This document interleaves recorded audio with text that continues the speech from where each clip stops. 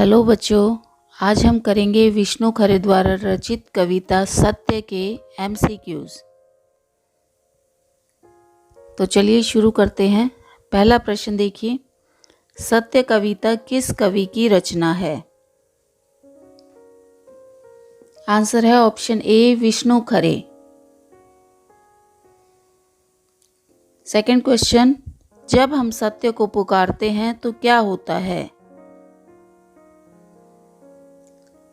Option देखिए, क्या वह हमारी पुकार नहीं सुनता, या वो रुक जाता है, वो नहीं रुकता, वह हमसे परे हटता जाता है। इसका आंसर है ऑप्शन डी। जब भी हम सत्य को पुकारते हैं या उसकी खोज करने की कोशिश करते हैं, वो हमसे परे हटता जाता है। थर्ड क्वेश्चन, युधिष्ठिर किसके पीछे भाग रहे थे? जैसा मैंने आपको पढ़ाया था कविता में, एक सीन है, युधिष्ठिर और विदुर आमने सामने हैं एक जंगल में। तो विदुर आगे आगे भाग रहे हैं और युधिष्ठिर उनके पीछे भाग रहे हैं। तो इस क्वेश्चन का आंसर है ऑप्शन डी, युधिष्ठिर विदुर के पीछे भाग रहे थे। चौथा प्रश्न, युधिष्ठिर विदुर के पीछे क्यों भाग रहे थे? कारण बताना है, किस लिए भाग रहे थे। क्या उन्हें उनसे युद्ध करना था, या उनसे माफ़ी मांगनी थी, या उनसे सत्य का ज्ञान लेना था, या कोई राज की बात जाननी थी? तो इसका आंसर है ऑप्शन सी, उनसे सत्य का ज्ञान लेना था। विदुर एक विद्वान व्यक्ति थे, युधिष्ठिर को उनसे ज्ञान लेना था, और दूसरी बात उनसे ये सच जानना था कि जब उनके साथ अन्याय हो रहा था तो इतना ज्ञानी और इतना सच का प्रतीक व्यक्ति कैसे चुप रह सकता है। पांचवा प्रश्न देखिए, विदुर युधिष्ठिर से बचकर क्यों भाग रहे थे? सीन बताया मैंने, ये विदुर और युधिष्ठिर दोनों आमने सामने हैं, युधिष्ठिर उनके पीछे है, लेकिन विदुर क्यों छुपकर भाग रहे थे? मन से तो विदुर युधिष्ठिर और पांडवों के साथ ही थे। विदुर युधिष्ठिर से युद्ध में पराजित हो गए थे, युद्ध जैसी कोई बात नहीं थी वहां, या वो शर्मिंदा थे, या दुर्योधन की सेना में थे। ये जो सीन है महाभारत के युद्ध के बहुत बाद का सीन है। तो दुर्योधन की सेना में होना और दुर्योधन का मना करना जैसे ऑप्शंस यहाँ पर लागू नहीं होते। इसका आंसर होगा ऑप्शन बी, वो ज्ञान देने से और सत्य बताने से पहले युधिष्ठिर की परीक्षा लेना चाहते थे। क्वेश्चन नंबर 6, सत्य हमारी परीक्षा क्यों लेता है? कोई भी महान चीज़ है, कोई भी महान गुण है, उसको हम धारण करें उससे पहले हमारे अंदर वो कैपेसिटी होनी चाहिए, हम उसके योग्य होने चाहिए कि उस गुण को हम धारण कर सकते हैं या नहीं, उन चीज़ों को हम संभाल सकते हैं या नहीं। इसलिए सत्य हमारी परीक्षा लेता है, यह जानने के लिए कि हम उसके पीछे कितनी दूर तक जाते हैं। इसलिए इसका उत्तर है ऑप्शन ए।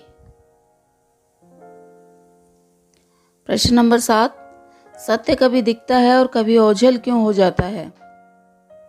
क्या सत्य की ऐसी प्रकृति है, या सत्य हमेशा दिखता ही रहता है, या सत्य हमेशा कड़वा होता है? इसका आंसर होगा ऑप्शन डी, सत्य को जितना भी खोजो उतना ही उजागर होता रहता है। देखते हैं किसी चीज़ की हम खोज करते हैं, हमें लगता है कि अब ये हमें मिलने वाली है, या हम इसके एंड तक पहुंच गए हैं, लेकिन वहां जाने के बाद लगता है कि नहीं, अभी और ढूंढना और खोजना बाकी है। तो सत्य कभी दिखता है और कभी ओझल होता रहता है, उसको हम जितना खोजेंगे वो उतना ही उजागर होता रहेगा।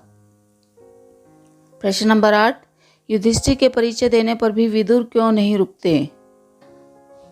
ऑप्शन ए, सत्य आसानी से नहीं मिलता, वो परीक्षा लेता है, वो आपको टेस्ट करता है, आपका पेशेंस, आपका धैर्य टेस्ट करता है, उसके बाद जो है कोई भी महान गुण आपको मिलता है। तो इसका आंसर है ऑप्शन ए। विदुर किसका प्रतीक है? इस कविता में विदुर जो है सत्य का प्रतीक है। हमें सत्य कब मिलता है? जब हम मेहनत करते हैं, या सच बोलते हैं, या सच सुनते हैं, या फिर जब हम सत्य को पाने के लिए दृढ़ संकल्पित होते हैं। इसका आंसर है हमें सत्य तब मिलता है जब हम सत्य को पाने के लिए दृढ़ संकल्पित होते हैं। Option D. प्रश्न नंबर 10, युधिष्ठिर किसका प्रतीक है? जैसा हमने देखा था, विदुर जो है सत्य का प्रतीक है, लेकिन युधिष्ठिर जो है सत्य की खोज करने वाला व्यक्ति है। प्रश्न नंबर 11, सत्य की तुलना किससे की गई है? प्रकाश, अंधकार, हवा या खुशबू? प्रकाश से। अगला प्रश्न देखिए, युधिष्ठिर जैसे दृढ़ संकल्प पाने से क्या होता है? जैसा यदि हम युधिष्ठिर की जैसा दृढ़ संकल्प कर लें तो क्या होता है? क्या हम सफल हो जाते हैं, या हमें जीवन का उद्देश्य मिल जाता है, या सत्य मिल जाता है, या हमें सत्य नहीं मिलता? इसके तीनों आंसर हो सकते हैं, लेकिन क्योंकि हमें कविता के ऊपर बेस्ड प्रश्नों का उत्तर देना है, तो इसलिए इसका उत्तर होगा ऑप्शन सी। यदि हम युधिष्ठिर के जैसे दृढ़ संकल्प होते हैं तो हमें सत्य मिल जाता है। विदुर ने युधिष्ठिर को निर्निमेष क्यों देखा? निर्निमेष मैंने बताया था बिना पलक झपकाए, लगातार टकटकी लगाकर देखना। निर्निमेष क्यों देखा? क्या इसके बाद युधिष्ठिर जंगल में खो गए, या विदुर खो गए जंगल में? इसके बाद विदुर की मृत्यु हो जाती है या युधिष्ठिर की मृत्यु हो जाती है? इसका आंसर है ऑप्शन सी। लास्ट में जब विदुर युधिष्ठिर को मिल गए, एक पेड़ के तने पर टिक करके वो खड़े हुए थे, तो वो कुछ देर के लिए युधिष्ठिर को टकटकी लगा कर देखते हैं, अपना ज्ञान जो है उनके अंदर ट्रांसफ़र कर देते हैं, और उसके बाद जो है विदुर की मृत्यु हो जाती है। क्वेश्चन नंबर 15, विदुर ने युधिष्ठिर को ज्ञान कैसे प्रदान किया? इसका आंसर है ऑप्शन बी। यहाँ कविता में कल्पना की गई है कि एक प्रकाश जो है विदुर के अंदर से निकलकर युधिष्ठिर में समा जाता है। तो विदुर ने ना कोई व्याख्यान दिया, ना किताब पढ़वाई उससे, ना कोई कड़ी मेहनत कराई, केवल एक प्रकाश पुंज था जो विदुर से निकला और युधिष्ठिर में समा गया।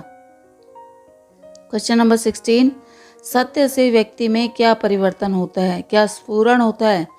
स्फुरण होता है अंकुर निकलना, जैसे बीज से पेड़ बनता है, अंकुरन निकलना। क्या सत्य जब व्यक्ति के अंदर आ जाता है उसके अंदर से कोई अंकुर निकलता है, या ज्वर चढ़ता है, या अंकुरण होता है, या कोई परिवर्तन नहीं होता?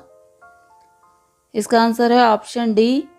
सत्य से व्यक्ति में कोई शारीरिक परिवर्तन नहीं होता।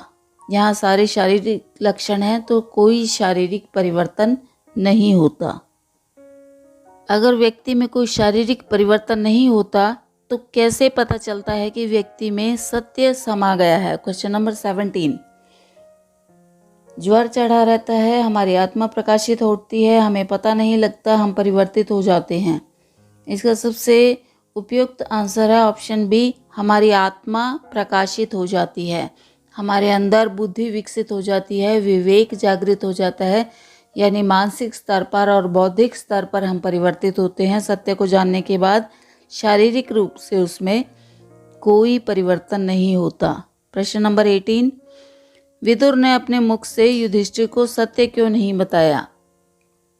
लास्ट में जैसे हमने जाना कि विदुर से एक प्रकाश पुंज निकला और युधिष्ठिर के अंदर समा गया, तो उस तरीके से वो ज्ञान था विदुर ने युधिष्ठिर को दिया, लेकिन अपने मुख से युधिष्ठिर को सत्य क्यों नहीं बताया? क्या उन्हें खुद सत्य का ज्ञान नहीं था, या उन्हें युधिष्ठिर को बताना नहीं था, या फिर दुर्योधन ने उसे मना किया था? इसका आंसर है ऑप्शन डी, युधिष्ठिर को सत्य के लिए पहले परीक्षा देनी थी। युधिष्ठिर की पहले परीक्षा लेते हैं, फिर उससे ज्ञान ट्रांसफर करते हैं, और साथ साथ वो ये भी चाहते हैं कि युधिष्ठिर जो है अपने आप से उस सत्य को खोजे, किसी दूसरे के मुख से सुनने की बजाय अपने आप से उस सत्य को खोजे। इसलिए इसका आंसर है ऑप्शन डी। खांडव प्रस्थ किसे कहा गया है? 19 क्वेश्चन। क्या कुरु प्रदेश पांडव प्रदेश कुरुक्षेत्र का पुराना नाम? इसका आंसर है ऑप्शन डी, एक वन जो कि पांडवों को राज्य बसाने के लिए दिया गया था।